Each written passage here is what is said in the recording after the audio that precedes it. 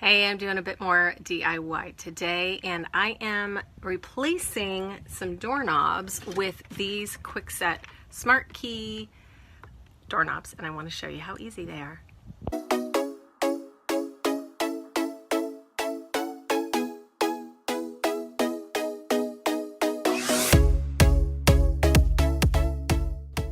I've got my handy dandy assistant Buster. And this is the knob that I chose, and the reason why I like it so much is the Smartkey technology, because I can change the lock very, very easily, and it's easy to install.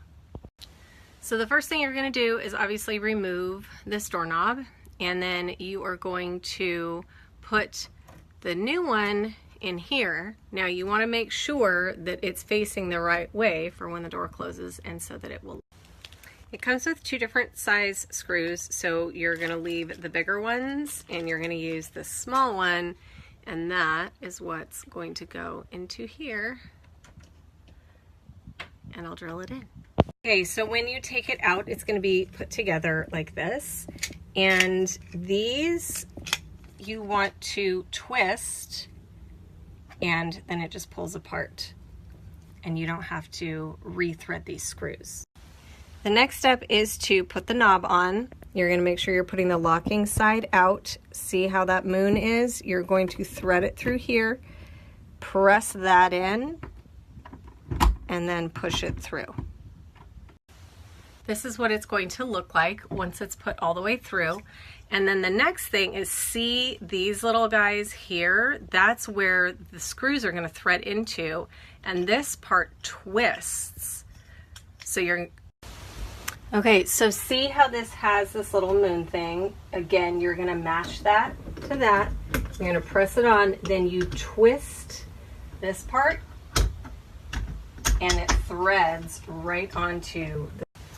Last thing to do is just tighten down the screws, which I really need two hands to do, but you're going to tighten down the screws. The last actual thing to do is going to be to replace this. I don't always change out the strike plate, but in this case I am going to. And of course, first I have to score the paint so it doesn't rip all the paint off. So there you have it.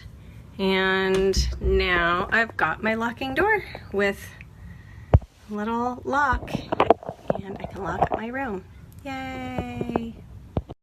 Another quick tip, we bought two of these and I wanted to be able to use the same key for both. So make sure that you buy two if you want the keys to match of the same code.